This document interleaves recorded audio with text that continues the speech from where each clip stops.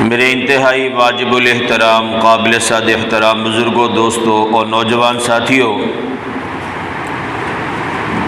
قرآن کریم فرقان حمید کی سورہ آل عمران تیسرا سپارہ ایک آیت مبارکہ آپ کے سامنے تلاوت کی ہے۔ اس آیت مبارکہ میں اللہ جل شانہ نے مسلمانوں کو، کلمہ پڑھنے والوں کو اس بات کا حکم دیا ہے کہ تم نے اللہ اور اس کے رسول کی بات کو ماننا ہے، اللہ اور اس کے رسول کی اطاعت کرنی ہے۔ کوئی بھی معاملہ تمہاری زندگی میں تمہارے سامنے آ جائے، تم نے یہ دیکھنا ہے کہ اس موقع پہ اللہ کے محبوب صلی اللہ علیہ وسلم نے کیا کیا ہے، جیسے انہوں نے کیا تم بھی کر لو۔ اس لیے کہ ہمارے لیے، مسلمانوں کے لیے، کلمہ پڑھنے والوں کے لیے آئیڈیل اور نمونہ کون سی ذات ہے بھائی؟ کیوں بھائی؟ ہمارے لیے آئیڈیل اور نمونہ کون ہے؟ بولو بھائی۔ نبی پاک صلی اللہ علیہ وسلم کی ذات بابرکت ہمارے لیے آئیڈیل ہیں، ہمارے لیے ماڈل ہیں، ہمارے لیے نمونہ ہے۔ اسی لیے اللہ تبارک و تعالیٰ نے انسانوں کی رہنمائی کے لیے، انسانوں کی ہدایت کے لیے اللہ نے کم و بیش 1.25 لاکھ انبیاء کرام علیہم السلام کو دنیا میں بھیجا۔ سارے کے سارے انسان تھے، کوئی ایک بھی نبی غیر قوم میں سے نہیں تھا، یعنی انسانوں کے علاوہ کسی اور قوم میں سے نہیں تھا، اس لیے کہ انسانوں کی ہدایت کے لیے انسان ہی زیادہ مناسب تھا۔ بدقسمتی سے ہم نے اپنے لیے آئیڈیل اور نمونہ عملی اعتبار سے، زبان سے نہیں ہم کہتے، مسلمان زبان سے نہیں کہتا، لیکن میرا اور آپ کا عمل یہ بتاتا ہے کہ ہمیں اغیار کے طور طریقے، ہمیں اغیار کا لباس، اغیار کا رہن سہن ہمیں نبی پاک صلی اللہ علیہ وسلم کے لباس سے معذاللہ زیادہ اچھا لگتا ہے۔ واضح میری اور آپ کی شکل و صورت، میرا اور آپ کا لباس، رہن سہن کا طریقہ، میری اور آپ کی وضاحت ہونا تو یہ چاہیے تھا کہ ہم نبی پاک صلی اللہ علیہ وسلم کا کلمہ پڑھنے والے ہیں، ان کے امتی ہونے پہ ہمیں فخر ہے، تو ہمارا لباس اور وضاحت بھی کیسی ہونی چاہیے تھے بھائی؟ جیسے میرے اور آپ کے نبی کی ہے۔ نبی پاک صلی اللہ علیہ وسلم نے غیروں کی مشابہت اختیار کرنے سے صراحتاً منع فرمایا ہے۔ اللہ نے قرآن میں نبی پاک صلی اللہ علیہ وسلم نے اپنے کئی فرامین میں اس بات سے منع کیا ہے کہ تمہیں اللہ کے نبی کے علاوہ کسی اور کی مشابہت اختیار کرنے کی اجازت نہیں ہے۔ اب دیکھنا یہ ہے کہ ہمارا رہن سہن، ہمارا طور طریقہ، ہمارا اٹھنا بیٹھنا، ہمارا لباس، ہمارے سر کے بال، چہرے کے بال، یہ ہے نبی پاک صلی اللہ علیہ وسلم جیسے ہیں، آپ سے مشابہت رکھتے ہیں، یا میرا اور آپ کا یہ 4-5 فٹ کا جو قد ہے، یہ جسم ہے، یہ اغیار کی طرح ہے؟ یہ ہم نے خود فیصلہ کرنا ہے۔ نبی پاک صلی اللہ علیہ وسلم نے دوسروں کی مشابہت سے منع فرمایا ہے۔ مشابہت کہتے کسے ہیں؟ پہلے لفظ مشابہت کو سمجھیں تاکہ بات کا سمجھنا آسان ہو جائے۔ اپنی حقیقت، اپنی صورت اور اسی طرح اپنے وجود کو کسی دوسرے کے اس حقیقت میں ڈال دینا، اپنی صورت کو کسی دوسرے کی صورت میں ڈال دینا، اس کو کہتے ہیں مشابہت اختیار کرنا۔ کیا کرنا بھائی؟ مشابہت اختیار کرنا۔ آپ نے دیکھا ہوگا سکھ اپنے سر پہ ایک مخصوص طرح کا امامہ باندھتے ہیں، پگڑی باندھتے ہیں، باندھتے یا نہیں باندھتے بھائی؟ اچھا، کسی کو پتہ نہ ہو، کوئی آدمی مسلمان ہے، کلمہ گو ہے، کلمہ پڑھنے والا ہے، اگر وہ سکھوں والی پگڑی اپنے سر پہ پہن کے یہاں ہمارے علاقے میں آ جائے اور ہم اسے جانتے نہ ہوں کہ یہ مسلمان ہے، ہم اس کی پگڑی دیکھ کے کیا سمجھیں گے بتائیں جی؟ فوراً یہ ذہن میں خیال آئے گا کہ یہ آدمی مسلمان نہیں ہے بلکہ یہ کون ہے؟ سکھ ہے۔ ہم نے اس کی ظاہری شکل کو دیکھا کہ اس کی ظاہری شکل سکھوں جیسی ہے تو ہم نے فوراً فتویٰ لگا دیا کہ یہ سکھ ہے، اگرچہ وہ کلمہ پڑھنے والا پکا ٹھکا ایمان والا ہے، لیکن اس نے ایک چیز سکھوں والی اختیار کی ہے تو پتہ چلا کہ یہ کیا ہے؟ سکھ ہے۔ ہندو ہیں، اپنے اوپر رنگ ڈالتے ہیں، مسلمان نے بھی اپنے اوپر رنگ ڈالا اور ہمارے بازاروں میں آگے پھر رہا ہے، ساتھ اس کے ہندو بھی پھر رہے۔ بتائیں بھائی ایمانداری سے پتہ چلے گا کہ مسلمان کون ہے اور ہندو کون ہے؟ فرق کرنا کیا ہو جائے گا؟ مشکل ہو جائے گا۔ تو نبی پاک صلی اللہ علیہ وسلم نے اس مشابہت سے منع فرمایا۔ اللہ نے حیوانات کو پیدا کیا، جمادات کو، نباتات کو، مختلف مخلوقات کو پیدا کیا اور تمام کو اللہ نے امر کن سے پیدا کیا، سب کا مادہ ایک ہی ہے، اللہ نے پیدا کیا، لیکن ہر ایک کی شکل و صورت مختلف ہے۔ شیر اور گدھا دونوں جانور ہے کہ نہیں بھائی؟ بولو، دونوں اللہ کی مخلوق ہیں یا نہیں؟ اچھا، شیر کی شکل الگ ہے اور گدھے کی شکل الگ ہے۔ جیل خانہ، شفا خانہ، نام ملتے جلتے ہیں لیکن جیل خانہ اور شفا خانے میں فرق ہے کہ نہیں؟ جیل میں جا کے تندرست بندہ، شریف آدمی بیمار پڑ جاتا ہے، میں تو یار قید ہو گیا، اور شفا خانے میں، ہسپتال میں جا کے بندہ کیا ہو جاتا ہے؟ دوائی لینے کے بعد ٹھیک ہونا شروع ہو جاتا ہے۔ یہ ان کے نام الگ الگ ہیں، ان کی شکل و صورت الگ اللہ نے اس لیے بنائی ہے کہ ان کی پہچان ہو سکے۔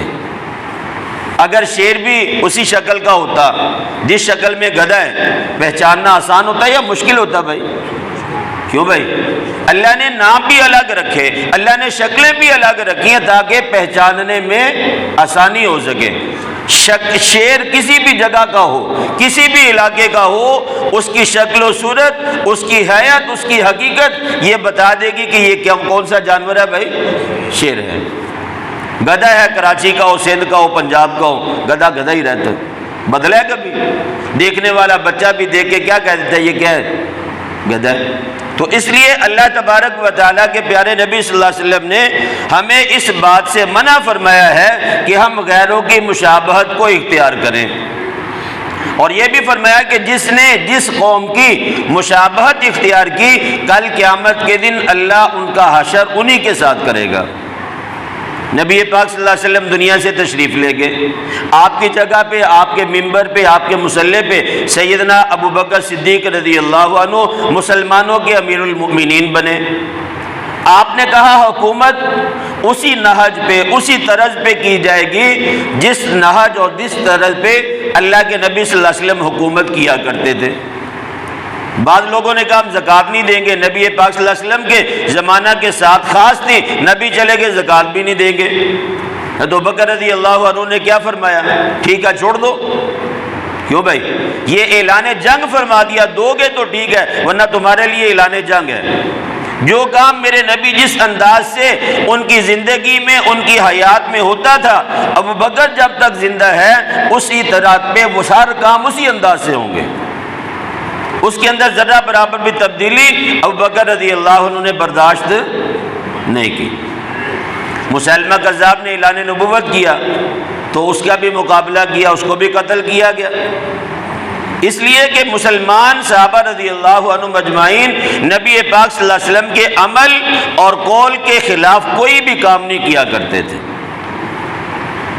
اور ہمارے اوپر سب سے بڑی ذلت یہ چھائی ہوئی ہے کہ ہم نے اپنے لیے غیروں کو اپنے سے اچھا سمجھ لیا، ان کے طور طریقوں کو ہم نے اپنے نبی کے طور طریقوں سے معاذ اللہ عملی طور پہ اچھا سمجھ لیا۔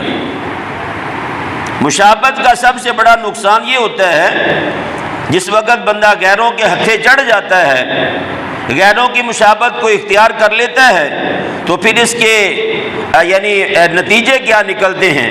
سب سے پہلے نمبر پہ جب بندہ مسلمان ہو اور کافروں جیسا رہن سہن اختیار کر لے تو کفر اور اسلام میں کوئی فرق نہیں رہتا۔ ایسے ہے بھائی کہ نہیں؟ آپ اپنی اسمبلی میں چلے جائیں، ٹھیک ہے بھائی، جس وقت نبی پاک صلی اللہ علیہ وسلم مسجد نبوی میں تشریف فرما ہوا کرتے تھے، کسی معاملے میں مشورہ کرنے کے لیے اللہ کے نبی صلی اللہ علیہ وسلم کے سر مبارک پہ امامہ باندھا ہوا، اور جو سامنے آپ کے ارکان خاص تھے، مشیر خاص تھے، جس سے اللہ کے نبی صلی اللہ علیہ وسلم مشورہ کیا کرتے تھے، ان تمام کے سروں پہ بھی کیا ہوتا تھا؟ بولو بھائی، امامہ ہوتا تھا۔ نبی پاک صلی اللہ علیہ وسلم نے ارشاد فرمایا کہ جنگ بدر میں اور جنگ حنین میں اللہ تبارک و تعالیٰ نے میری اس مخلوق کے ساتھ مدد کی، میری تائید کی اس مخلوق کے ساتھ جن کے سروں پہ امامے باندھے ہوئے تھے۔ صحابہ نے بھی امامے باندھے ہوئے، اللہ کے نبی صلی اللہ علیہ وسلم نے بھی بدر کے مقام پہ مارکے میں امامہ باندھا ہوا۔ اللہ نے آسمان سے جو فرشتے نازل کیے مدد کے لیے، انہوں نے بھی اپنے سروں پہ کیا باندھا ہوا بھائی؟ امامہ باندھا ہوا۔ اور آج مسلمان کو امامہ باندھنا کیا لگتا ہے؟ بوجھ لگتا ہے، لگتا کہ نہیں لگتا بھائی؟ سکھوں کی آپ فلمیں دیکھ لیں، ڈراموں میں دیکھ لیں، ان کے سر پہ ان کی مخصوص پگڑی لازمی ہوگی، حالانکہ وہ ہے ہی باطل ہے۔ سکھ مذہب سچا ہے یا غلط ہے بھائی؟ بولو، اسلام کے علاوہ کوئی مذہب سچا نہیں ہے۔ وہ اپنے جو طور طریقے ہیں ان کو چھوڑنے کے لیے کسی بھی میدان میں چلے جاؤ وہ تیار نہیں ہے، اور مسلمان مسجد میں آ کے بھی اللہ کے نبی صلی اللہ علیہ وسلم کی مکمل مشابہت اختیار کرنے کے لیے تیار نہیں ہے۔ وہ بھائی یہ ٹخنے ننگے کا لو کہنا پڑتا ہے، اپنے سروں پہ کپڑا لے لو کہنا پڑتا ہے۔ اللہ کے نبی صلی اللہ علیہ وسلم عام حالات میں نماز کے علاوہ بازار میں بھی کبھی ننگے سر نہیں نکلے۔ نماز تو دور کی بات ہے، اللہ کے نبی صلی اللہ علیہ وسلم ایک دو مرتبہ شاید کہ بازار میں ننگے سر نکلے ہیں، کہیں یہ نہ لوگ سمجھ لیں کہ یہ فرض ہے۔ اور سر کو ڈانپ کے رکھنا، یہ نبی پاک صلی اللہ علیہ وسلم نے اس کو شرافت کی پہچان اور نشانی بتلایا۔ اور ہمیں نماز کے اندر سر ڈانپنا کیا لگتا ہے بھائی؟ مشکل لگتا ہے۔ اللہ کے نبی صلی اللہ علیہ وسلم نے پہلے اپنے سر پہ ٹوپی رکھی ہے اور اس کے اوپر امامہ باندھا ہے، اور یہ اس لیے باندھا کہ مشرکین اپنے سر پہ امامہ تو باندھتے تھے لیکن ٹوپی نہیں رکھتے تھے۔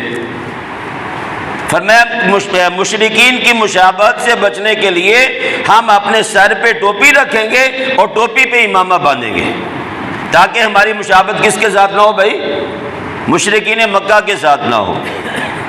اللہ کے نبی صلی اللہ علیہ وسلم نے اکثر جو لباس پہنا ہے نا بھائی، وہ دو چادریں ہوا کرتی تھی۔ سلا ہوا کپڑا تو بہت بعد کی ایجاد ہے، یا بہت نایاب تھا اس وقت۔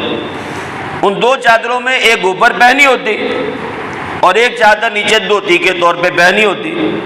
حدیث مبارکہ میں آتا ہے جہاں آپ صلی اللہ علیہ وسلم کے خصائص کو لکھا ہے، عادات کو لکھا ہے، وہاں یہ لکھا کہ آپ کی جو دھوتی ہے، جو تہبند اور ازار تھی، چادر تھی، وہ آپ صلی اللہ علیہ وسلم کی یوں نصف پنڈلی تک ہوتی تھی، یہاں تک۔ ہماری شلوار یہاں تک آ جائے ہمیں الجھن ہوتی ہے، ٹخنا ہمارا ننگا کیوں ہو گیا؟ اللہ کے نبی صلی اللہ علیہ وسلم سے بڑھ کے عزت والا دنیا میں کون ہے بھائی؟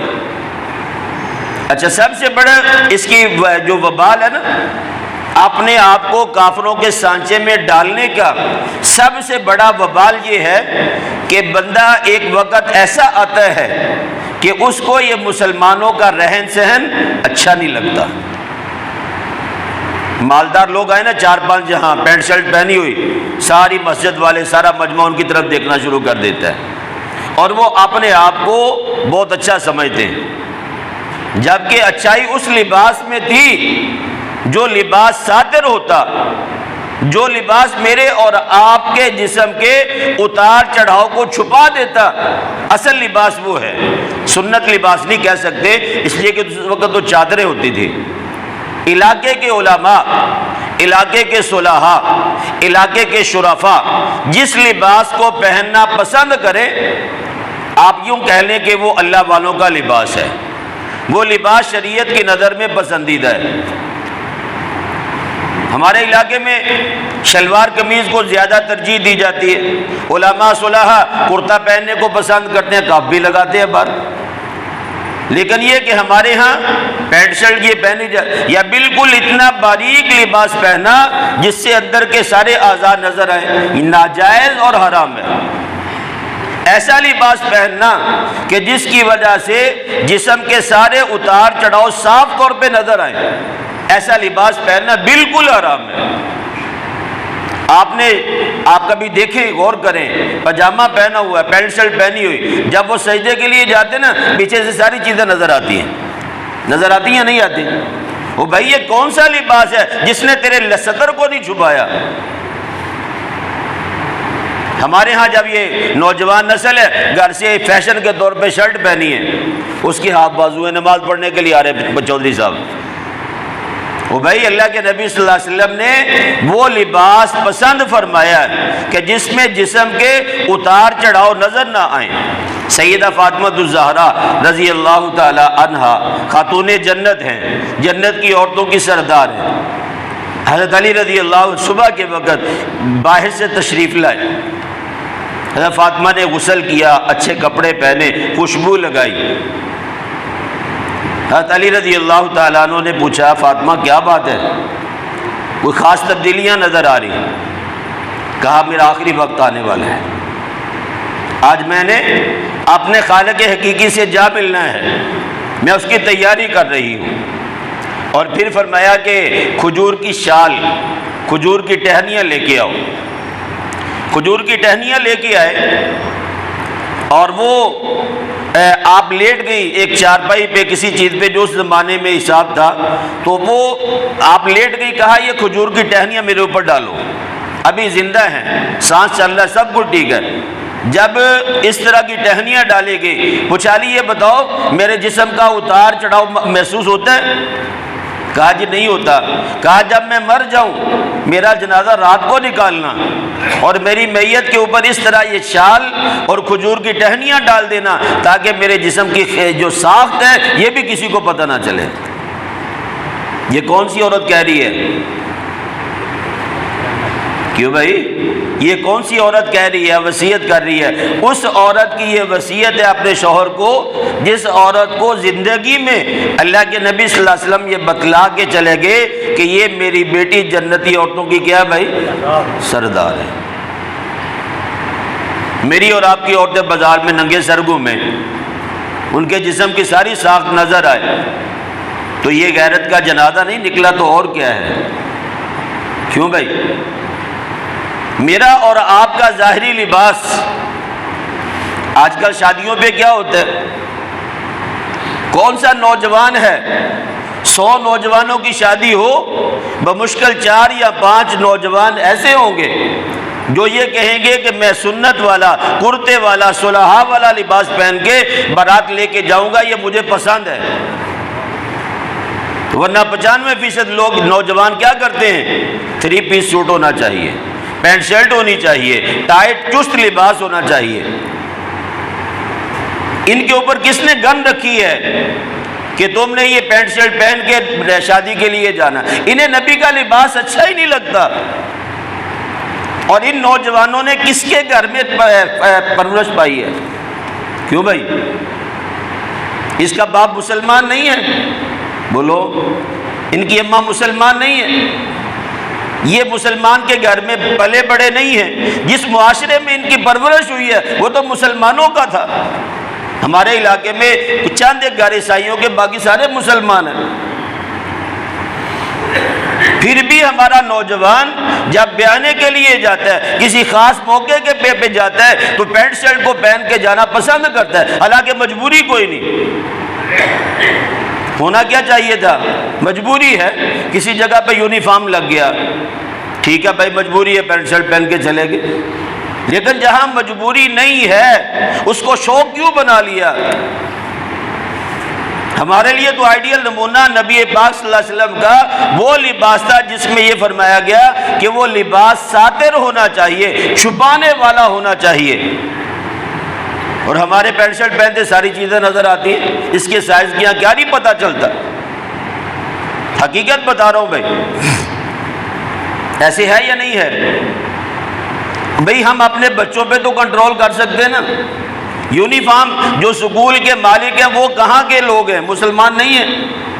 ہمارے گاؤں میں سکول ہے، گنگا میں سکول ہے، ادھر سکول، آگے جتنے سکول پرائیویٹ ہیں اکثریت کے مالکان مسلمان ہیں، لیکن یونیفارم کون سے؟ کہ جس سے یہ پتہ چلے کہ یہ انگریزوں جیسے لوگ ہیں. ہمارا بچہ بچپن سے اس کی یہ ذہن سازی کی جاتی ہے کہ تمہارا لباس انگریزوں والا، تمہارے سر کے بال انگریزوں والے، تمہاری ٹائی گلے میں ہونی چاہیے، یہ پتہ چلے یہ مسلمانوں کا بچہ ہے. اور کل جس وقت یہ بچہ بڑا ہو کے عملی زندگی میں چلا جاتا ہے کمانے کے لیے کسی غیر ملک کے اندر، غیر مسلم ممالک میں، تو یہ پہچان کرنا مشکل ہو جاتی ہے یہ مسلمان ہے یا عیسائی ہے. ایسے ہوتا ہی نہیں بھائی، ایمانداری سے بتائیں. نبوی لباس، سنت لباس وہ ہے جس میں آپ کا سطر چھپے. کالے رنگ کا لباس ہے، کالے رنگ کے کپڑے ہیں، لباس ہے، پہن سکتے ہیں، کوئی بھی رنگ پہنے. لیکن اس میں قباحت یہ ہے کہ یہ دشمنان صحابہ رضی اللہ عنہم کے ساتھ مشابہت اختیار کرتا ہے. جو میرے نبی کے صحابہ کے دشمن ہیں انہوں نے کالا لباس پہنا ہے، لہذا ہمارے علماء کیا کہتے ہیں؟ یہ مکروہ تحریمی ہے، حرام کے قریب ہے کالے لباس کو پہننا. کس لیے کہا کہ یہ کس کے مشابہ ہے بھائی؟ دشمنان صحابہ کے مشابہ. 10 محرم کو پہنتے کہ نہیں پہنتے وہ لوگ؟ کیوں بھائی؟ مسلمان کی مشابہت عبادت میں، لباس میں، لین دین کے معاملات میں. یہودیوں کے لیے کوئی اور دن عبادت کا تھا، عیسائیوں کا دن کوئی اور تھا. اللہ نے مسلمانوں کو وہ دن نہیں دیے جو یہود و نصارہ کی عبادت کے تھے، تاکہ پتہ چلے کہ نبی بھی عظمتوں والا. اسلام کا ہر حکم پہلے سارے مذاہب باطلہ سے الگ نظر آئے. اور میں یہ عرض کر رہا تھا کہ جس وقت بندہ غیر کے رنگ میں ڈلنا شروع ہو جاتا ہے، پہلے دن آپ کے اپنے پینڈو تھے، گاؤں میں رہنے والے تھے، آپ کسی غیر مسلم ملک میں چلے گئے، آپ شلوار قمیض پہنتے تھے، وہاں کے جا کے دیکھا رواج تو پینٹ شرٹ کا ہے. شروع میں آپ کو ہچکچاہٹ ہوئی، آہستہ آہستہ وہ کیا ہو گئی بھائی؟ ہچکچاہٹ ختم ہو گئی. جب ختم ہوئی آپ نے بھی پہننا شروع کر دیا. اس کا نتیجہ یہ نکلا جب 10 سال 5 سال کے بعد نیشنلٹی ملی، آپ اپنے ملک میں آئے تو آپ کے پاس کوئی بھی لباس مسلمانوں والا نہیں تھا. لباس کون سا رہ گیا؟ Pant shirt. اور اس میں اپنے لیے ہم عزت اور شرافت سمجھتے ہیں. جب میں اپنے آپ کو پسند کرتا ہوں اس بات پہ کہ میرے لیے شلوار قمیض اچھا ہے، تو اس کا مطلب یہ ہے کہ میں باقی کسی اور لباس کو پسند نہیں کرتا. مجبوری الگ چیز ہے. اچھا، جو اپنے لیے پینٹ شرٹ کو یا عیسائی یہودیوں کے لباس کو اپنے لیے زیادہ پسند کرتا ہے تو اس کی نظر میں اسلامی لباس، مسلمانوں والا لباس یہ حقیر نظر آتا ہے. کون سی چیز ایسی تھی، کون سا ایسا شعبہ تھا جس میں اللہ کے نبی صلی اللہ علیہ وسلم اس امت کی رہنمائی کر کے نہیں گئے؟ گھر کے اندر پردے پہ تصویر ہے، منع کر دیا. گھر میں جبرائیل امین داخل نہیں ہو رہے. اللہ کے نبی صلی اللہ علیہ وسلم ناراضگی کا اظہار فرما رہے ہیں، اور ہماری قمیضوں شرٹوں کے بنیاد کے اوپر جانداروں کی تصویریں بنی ہوئی، اور اسی طرح پہن کے نماز پڑھنے کے لیے بھی آتے ہیں. یہ ہمارا نوجوان طبقہ کس طرف جا رہا ہے بھائی؟ ہماری نئی نسل نو، اس کا رخ کس طرف ہے؟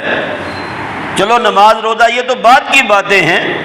اگر کوئی آدمی یہاں سے غیر مسلم ملک میں چلا گیا اور اس نے جا کے وہاں کے طور طریقے اپنا لیے، چہرے پہ داڑھی نہیں، سر پہ ٹوپی پگڑی نہیں ہے، ٹھیک ہے بھائی، اور اسی طرح لباس سارا انہی جیسا، بالکل ان جیسا، وہاں کوئی آسمانی آفت آئی. وہ سارے کے سارے جو دفتر میں یا فیکٹری میں کام کر رہے تھے 40-50 لوگ، سارے کے سارے لقمہ اجل بن گئے.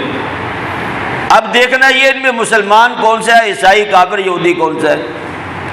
تو مسلمان کی علامت کہاں سے پتہ چلے گی؟ ان کو شلوار اتار کے دیکھیں گے کہ اس نے ختنہ کیا ہوا ہے. اس نے کیا کیا ہوا بھائی؟ چہرہ بھی انہی جیسا ہو گیا، سر کے بال بھی انہی جیسے ہو گئے، بدن کا لباس بھی انہی جیسا ہو گیا، وہ بھی پیچھے رہا گیا. شناختی کارڈ ویسے گھر میں دفتر میں پڑا ہوا ہے، جب تک یہاں سے ان کو نہیں پتہ چلے گا الگ الگ کیسے کریں، بامر مجبوری مسلمان کی پہچان خطرے سے نظر آئے گی، وہ بھی اگر کیا ہوا تو، ورنہ پتہ ہی نہیں چلے گا یہ مسلمان ہے غیر مسلم ہے۔ میں یہ بات کر رہا تھا کہ اسمبلی میں چلے جائیں، آپ کو کتنے لوگ ایسے نظر آئیں گے کہ جن کے چہروں پہ سنت نبوی سجی ہوئی ہے، جن کا لباس سنت کے موافق ہے۔ کتنے لوگ ہیں ہمارے منتخب شدہ ہیں، مجھے کسی سے کوئی اختلاف نہیں ہے، اپنی معاملات اپنی جگہ پہ سیاست، لیکن اصل بات یہ بتا رہا ہوں کہ ہمارے پارلیمنٹ میں، ہمارے ارکان اسمبلی میں کتنے لوگ ایسے ہیں کہ جن کے چہرے، جن کا عمل، جن کا قول، یہ فعل یہ بتاتا ہے کہ یہ نبی کا عاشق ہے، یہ مسلمان ہے۔ زبان بند کرو، زبان بند کرنے کے بعد اس کا ظاہر بتائے کہ یہ مسلمان ہے۔ کتنے لوگ ایسے آپ کو ملیں گے؟ 100 جنازے میں آپ شریک ہو، کتنے جنازوں میں؟ بولو بھائی، 100 جنازوں میں آپ شرکت کریں اور 100 کے 100 مسلمان ہو، آپ کو 10 لوگ چہرے سے ان کے انوار و برکات ٹپکتے ہوئے نظر آئیں گے، 90 معاذ اللہ وہ ہیں جن کا چہرہ نبی سے چہرے سے نہیں ملتا۔ ایسے ہے یا نہیں ہے؟ بولو بھائی، میں کسی پہ طنز نہیں کر رہا، نہ کسی کو تانو تشریح کا نشان، میں یہ رونا رو رہا ہوں۔ رمضان ہم نے کیا سمجھا؟ روزہ رکھ لیا اور نہ قیام اللیل کر لیا، جی رمضان کا حق ادا ہو گیا۔ میری اور آپ کی زندگی کا رخ نہیں بدلا، رمضان آ کے چلا گیا۔ میرا اور آپ کا لباس، رہن سہن، طور طریقے نہیں بدلے، رمضان آ کے چلا گیا۔ رمضان کا رنگ ہمارے اوپر کیا چڑھا ہے؟ کیوں بھائی؟ آج کا نوجوان اپنے عمل سے یہ بتاتا ہے کہ مجھے اسلامی لباس پسند نہیں ہے، مجھے اسلامی بال پسند نہیں ہے۔ اگرچہ آپ مانیں یا نہ مانیں، یہ اغیار کی ہمارے اوپر ایک ایسی محنت ہے جسے آستین کا سانپ کہتے ہیں۔ وہ اپنے گھر میں بیٹھا ہوا ہے، لیکن ہمارے ذہن یہاں تک بدل چکے کہ ہمارے گھر میں بچہ جیسے ہی پیدا ہوتا ہے اس کا لباس وہی سے غیروں جیسا شروع ہو جاتا ہے۔ اب مارکیٹ میں چلے جائیں، بچوں کے ریڈی میڈ سوٹ خریدیں، آپ کو کوئی لباس 15-20 سوٹ دیکھیں، آپ کو کوئی ایک کپڑا ایسا ملے گا جو ہلکی کوالٹی کا ہوگا اور اس پہ کوئی تصویر نہیں ہوگی، ورنہ بچوں کے ریڈی میڈ سوٹ سارے ہی یہ تصویروں والے ہیں، اور ہم بھی بڑے شوق سے لے کے آتے۔ اور جب تیرے بچے کے بدن پہ پیدا ہونے کے فوراً بعد جو لباس پہنایا گیا وہی غیر شرعی تھا، رحمت والے فرشتے یہی سے تیرے گھر سے نکل گئے، تیرے گھر پہ رحمت کہاں سے آئے گی؟ ایسے ہے یا نہیں ہے بھائی؟ یہ میں نے خود تجربہ کیا ہے، میں ویسے نہیں بات کر رہا کہ چھوٹے بچوں کے سوٹ ڈھونڈنے سے نہیں ملتے کہ جن کے اوپر تصاویر نہ ہوں۔ اگر 3 پیس ہے، کسی نہ کسی چیز پہ انہوں نے کھچ ضرور ماری ہوگی۔ اس لیے بھائی یہ بات ذہن نشین فرما لیں، میرا اور آپ کا ظاہر بھی بتائے کہ ہم کون ہیں بھائی؟ مسلمان ہیں۔ ہمارا لباس، ہمارا چال ڈال، ہمارا رہن سہن، ہر چیز بتائے کہ ہم نبی کے ماننے والے ہیں، ہم کلمہ گو لوگ ہیں۔ کہ یہ ایسے نہ ہو، اس سے بڑھ کے شرمساری کیا ہوگی کہ شلوار اتار کے پتہ چلے کہ یہ مسلمان ہے، اس کے ظاہر پہ کوئی نشانی نہیں ہے جس سے یہ پتہ چل سکتا کہ یہ مسلمان ہے۔ یہ کس امریکہ نے آگے کہا ہے اپنے سر کے بال انگریزی رکھو؟ بولو بھائی، ہاں جی؟ آپ کے یہاں کسی نے پابندی لگائی ہے کہ اسلامی بال نہیں کاٹنے؟ ایسے ہے کیا؟ بولو بھائی، ایسے نہیں ہے۔ آپ کو کسی نے آگے منع کیا شلوار قمیض آپ نے پہنے تو آپ کی شادی نہیں ہو سکتی؟ کسی نے منع کیا؟ وہ بھائی ان کی محنت اتنی ہو چکی ہے ہمارے لیے کہ وہ آرام سے بیٹھا ہوا اپنے گھر میں، اور ہم ان کے طور طریقوں کو اپنا کے خوشی کا اظہار کرتے ہیں۔ اور میرا اور آپ کا عمل یہ بتاتا ہے کہ ہم اسلامی طور طریقے بذات لباس سے ہم خوش نہیں ہیں، اور یہ بہت بڑی بد نصیبی کی بات ہے۔ اپنے گھروں میں اسلامی لباس کو رائج کریں، اسلامی لباس کو رائج کریں۔ نبی پاک صلی اللہ علیہ وسلم نے اگر سر پہ تیل زیادہ لگا لیا نا تو ایک روایت کے اندر آتا ہے آپ نے ایک اضافی کپڑا اپنے پاس رکھا ہوا تھا، پہلے بالوں پہ وہ ڈالتے سر مبارک پہ، پھر ٹوپی، پھر امامہ ہوتا، اور وہ کپڑا تیل والا، تیل سے اتنا ہوتا تھا رنگا ہوا، اس کو تیل لگا ہوا جیسے تیلی کا کپڑا ہوتا ہے، لیکن وہاں بھی ٹوپی اور اس کو نہیں چھوڑا امامے کو۔ صحابہ کہتے ہیں کہ ہماری جو ٹوپیاں تھیں یہ سروں کے ساتھ چپکی ہوئی ہوتی تھی، لمبی لمبی ٹوپیاں غیر مسلم پہنا کرتے تھے، ہمیں ان ٹوپیوں کے پہننے سے بھی کیا کر دیا گیا؟ منع کر دیا گیا۔ کیسی ٹوپی پہننی ہے؟ جو سر کے ساتھ کیا ہو بھائی؟ چپکی ہوئی ہو، تصویر والا کپڑا پہننا نہیں ہے۔ جہاں مجبوری ہے وہاں لباس غیر شرعی پہنے، لیکن جہاں مجبوری نہیں ہے، شوق ہے، وہاں پہ اسلامی لباس کو کیا کرے بھائی؟ ترجیح دے۔ اور اسلامی لباس پہچاننے کے لیے آپ کے علاقے کے علماء، صلحاء، اہل اللہ لوگوں کا جو لباس ہے وہی اسلامی لباس ہے۔ اللہ پاک مجھے اور آپ کو توفیق عمل نصیب فرمائے، تمام احباب سنتیں ادا کر لیں۔